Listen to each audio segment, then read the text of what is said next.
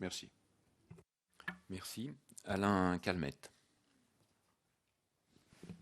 Oui, Monsieur le Président, une réflexion d'ordre général, puisque plus qu'une audition, c'est une table ronde donc, sur la prise en compte des enjeux d'aménagement du territoire par les administrations publiques. Je crois pouvoir dire que ces dernières années, cette prise en compte a été particulièrement dégradée, en particulier en matière de présence des services publics en milieu rural. Les conséquences de la RGPP en particulier ont été ravageuses dans les départements et les territoires les plus ruraux.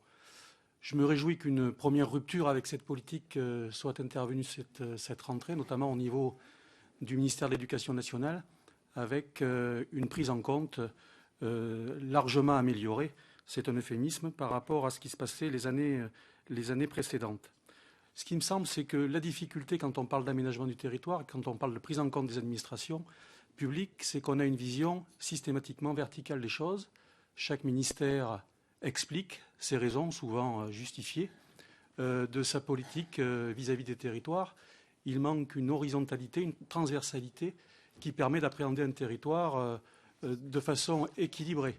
C'est-à-dire quand on a dans le même territoire les effets néfastes d'une réforme pénitentiaire, d'une réforme judiciaire, d'une carte scolaire, etc., on arrive à des situations très difficiles, alors que peut-être, même si chaque administration a ses arguments, alors que peut-être une vision plus transversale aurait été largement meilleure pour le territoire. Deuxième réflexion, et je m'arrêterai là, j'espère et je souhaite que l'aménagement du territoire vu sous le prisme de la compétitivité du territoire soit remplacé par une vision beaucoup plus d'aménagement du territoire pour donner à chacun les chances de son développement et en essayant d'arrêter de mettre en concurrence les territoires les plus fragiles, car même parmi les territoires les plus fragiles, ils n'ont pas tous les mêmes chances, la même ingénierie, la même méthodologie pour répondre à ces appels à projets